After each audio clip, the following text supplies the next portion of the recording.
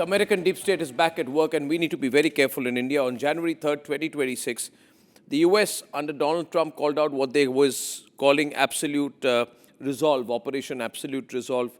It's basically a regime change operation. They sent in the US Special Forces, including the Delta Force, to kidnap Nicolas Maduro and his wife out of Caracas. Ladies and gentlemen, this was as much, as open, as brazen a regime change operation as ever. In fact, there's no subtlety in this anymore. It's just become very direct, very brazen.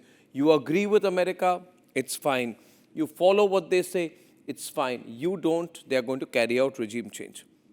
I've been speaking about the deep state and regime change as tactical American strategy for a long time, because I believe that India needs to be prepared for America, much more than we are.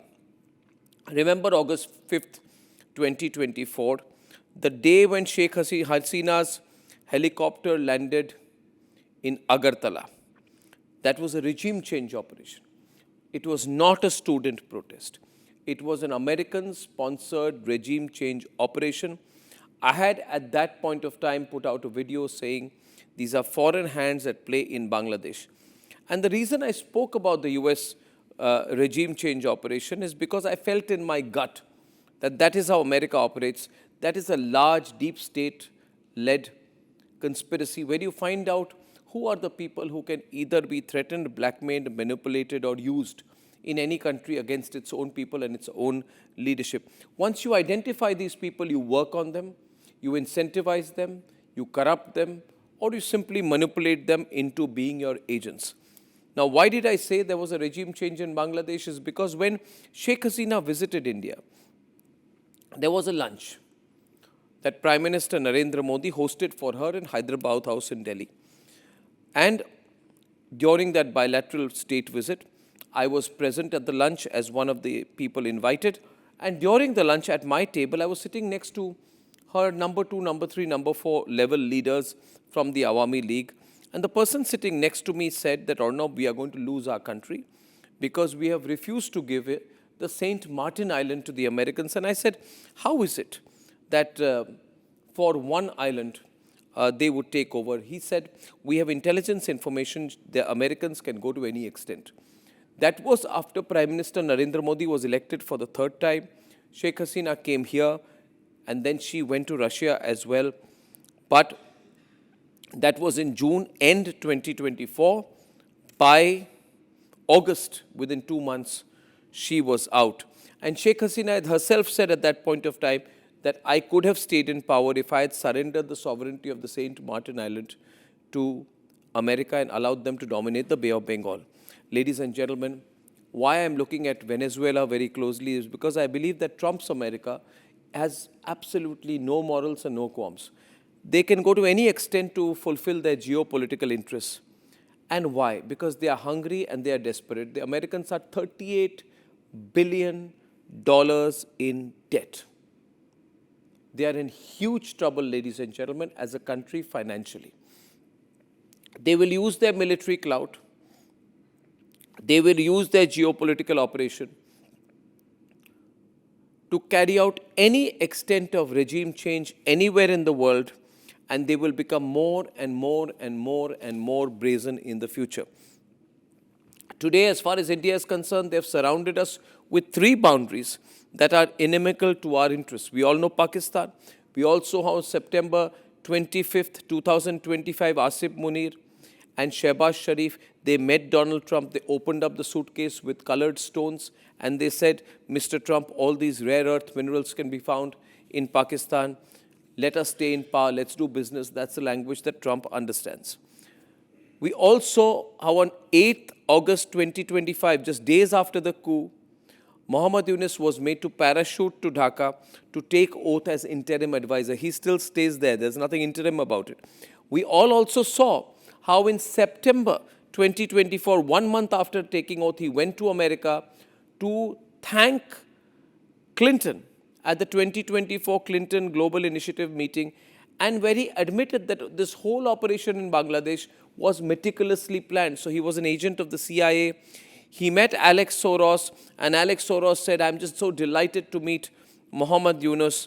And the whole Soros, Clinton, America, deep state, CIA link was all out there in the open. I keep giving this proof, but people do not understand. Please understand, viewers, the Americans carried out whatever happened in Kathmandu. It was not a Gen Z protest. There was a use of American deep tech platforms. They used a platform called Discord, a US-based application, to turn it into a mass mobilizer of violent crowds. And then after the violence happened, after politicians and their family members were burnt alive on the streets, the Americans said, we have no hand in it. The point is, American deep state operations are becoming more brazen, becoming more open, and I truly believe we are underprepared for it. Yes, it can never happen in India. We are bigger, we are more powerful. But at the same time, we must never forget, we do not agree with America on a number of things, especially oil.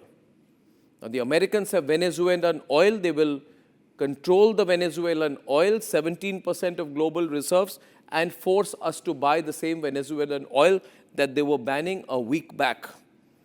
Ladies and gentlemen, consider this man now has control over 20% extra of the global oil reserve. This game is only just opening up. We need to be very careful for how it plays out. Regime change, I go back to that, takes place in many ways. In Venezuela, it takes the role of traditional special military type operations. Nothing decoy about it. Very brazen, very open. In India, I believe attempts at regime change rely on trying to undercut the legitimacy of our electoral democracy and our electoral process through phrases like vote chori. You keep repeating vote chori, vote chori, vote chori. Vote chori, vote chori, vote chori. Vote chori, vote chori, vote chori. Vote chori. In the hope that someone's going to buy it. And then you have Rahul Gandhi who says, India is not a nation. India is not a nation. India was never a nation. India is a negotiation of people constantly fighting, a negotiation devised by our colonial authorities to accommodate warring communities. By saying India is not a nation so many times, this man has done a disservice to this country. He should not be allowed in politics when he says India is not a nation. This is the narrative that Rahul Gandhi peddles. This is a narrative that goes against the spirit of nationalism. This is a narrative that will suit the people who want to carry out regime change in India very well. Rahul Gandhi, if India is not a nation, why are you in national politics? The nation wants to know. Anyway, enough time for Rahul Gandhi. I don't want to waste time on that. I go back to the issue of regime change. I'm saying this today because I want our nation to have a new wave of nationalism. I want our government to do much, much more than what they are doing to push the narrative for nationalism. Because if there is anything at all that will protect us from the numerous assaults from now when we are 4+ trillion to when we will be 40 trillion, and there will be numerous assaults, numerous threats, numerous challenges, many, many trying times that are ahead of us as a nation. The only thing that will bring us together is our spirit of nationalism. We have to do more. We have not done enough because there is only one ism as far as I'm concerned, it's nationalism. America believes in only one thing with countries who do not follow them blindly, regime change. With big countries like China and India or Brazil, they can't do it, but doesn't mean they will not try. Today, I want you to remember of Manuel Antonio Noriega. I don't agree with what he did. Former military leader in Panama. I'm talking about 1989 because the similarities between Noriega and Maduro have been spoken about. He spent 27 years in several jails, even flown to France, eventually died, ladies and gentlemen, outside his country. Think of Saddam Hussein. Americans invaded March 2003, citing lies like his possession of weapons of mass destruction. Look at the similarity between the pictures of Saddam Hussein and Maduro. This is Saddam Hussein before he was hung in 2006. This is regime change. This is the real face of America. For American stooges in India, I want them to also think of Imran Khan. In 2022, he was ousted. I'm no fan of Imran Khan. I hate him and his politics and what he stands for. But he said a US diplomatic cipher, that's a cable, he cited a US diplomatic cable sent by Pakistan's ambassador to Washington that said all will be forgotten if a no confidence motion succeeded. And he was also out. Ladies and gentlemen, he is in jail. Nobody knows how he is today. Think of Jean-Bertrand Aristide in February 2004, flown out of Haiti on a US plane sent from Guantanamo Bay. He was also kidnapped. Think of Sheikh Hasina.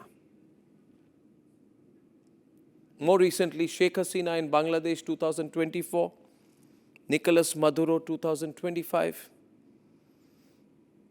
And ladies and gentlemen, remember what Pete Hegseth, the US Secretary of Defense, who they remanded to US Secretary of War, what he said. He said things that are unrepeatable, ladies and gentlemen. Today, the position of America is that you do not agree with us, we will finish you, we will eliminate you. And therefore, I believe that if you want to be a developed nation, if you want to be Viksit Bharat, you have to push only one agenda, and that is of nationalism. For me, there is only one ism. No communism, no majoritarianism, no minoritarianism, no otherism, only nationalism. Venezuela shows today that there are many, of course, it's a much smaller country, it's a much weaker military. It could not have taken on America. But the fact is, Venezuela shows that there is nobody else who stands up for you when you are in trouble. Ladies and gentlemen, there is no alternative for India but to have a very, very, very large, extremely big, much bigger than the present military industrial base. And self-sufficiency.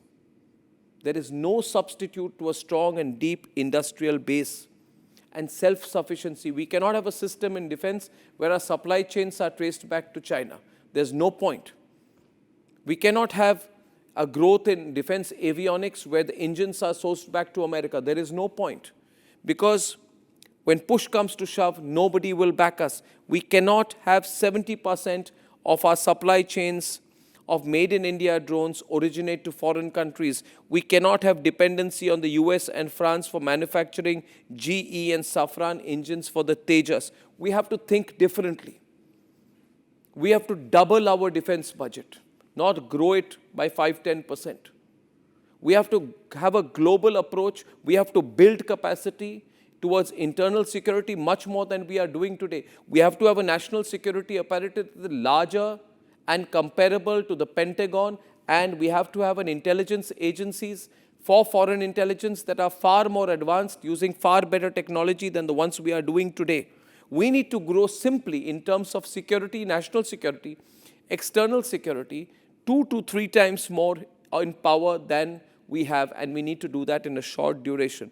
Because, why? Because fundamentally, and I'll keep it simple, nobody helps anybody. Remember the last meeting that Maduro had, his last official diplomatic meeting before his abduction by US forces was with a Chinese delegation led by the Chinese Special Representative for Latin American and Caribbean Affairs. Ladies and gentlemen, that happened 12 hours before the Americans came in. Did China do anything for him? No. Did he expect? He did. That was his mistake. Sooner India realizes nobody helps anybody, it is better. We waste our time, ladies and gentlemen, in certain levels of diplomatic activity which will be of no help to us. Russia gave him an S-300 air defense system, but Putin did not come to Nicolas Maduro's assistance. What is the moral of the story? Your only defense is yourself. You are your only friend. To be an autonomous, supreme, large, unquestioned military power, we have to reduce our dependence on anyone, because when push comes to shove, nobody comes to our rescue. Now, let me talk a little bit about how things are going to pan out. See, Trump is out of control. Things are going to go very badly going forward.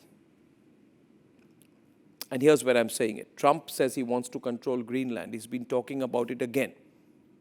He's used the military route. He's also realized that the global community does not respond.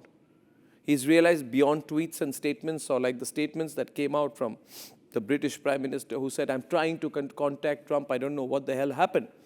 Ladies and gentlemen, Trump realizes he has the world in its grip. Nobody is going to respond to him. Today, he said he wants to control Greenland. He wants to retake the Panama Canal. He says Cuba is ready to fall. He has warned Mexico, Colombia, Iran, Cuba together. There is not a whimper from the rest of the world. So, point being that he's also got control over a lot of oil. Venezuela has approximately 303 billion barrels of proven oil resources. This is about 70 to 20% of global oil reserves. As per OPEC data, Venezuela is accounting for 3.5% of total OPEC oil exports and 1% of global oil supplies. But that is underplayed. That's because he's not been able to. If Washington controls Venezuelan oil, it will flood or choke global oil markets at will. Trump will, going forward, totally weaponize energy pricing. And now that he has Venezuela under his control, ladies and gentlemen, he has indirect control over the rest of the world. He has disproportionate control over the energy security of Asia, Europe, and Africa. Now he's going to become more arrogant, more pushy, more nasty, more non-negotiable. He's already made statements about India wanting to keep him happy, which reflects his growing arrogance. Ladies and gentlemen, I want to also make one point. The regime change is not local. Regime change is about the control over geography, resources, and narratives. We must start thinking differently. We are seeing regime change happen all over the place, but we are saying, oh, we are too big, they're not going to take us on. They will take us on. They will take us on differently. They won't take us on like Venezuela, Bangladesh, or Nepal. We are too large, too big. But let us not be strategically naive. Today, the decision to keep Omar Khalid and Sarjil Imam in jail is a good decision, because people like Omar Khalid and Sarjil Imam are the useful instruments in the hands of people like Trump to carry out discord in our country. Discord in our country to carry out regime change in India. We cannot rely on things like democratic alliances, shared values, strategic partners. It doesn't matter. Nobody is going to stand with you when push comes to shove. We have only two options, ladies and gentlemen. Nationalism, one, scalability, two, and deep, deep, deep building of our own defense base, our own industrial base, and we have no substitute for military power and dominance.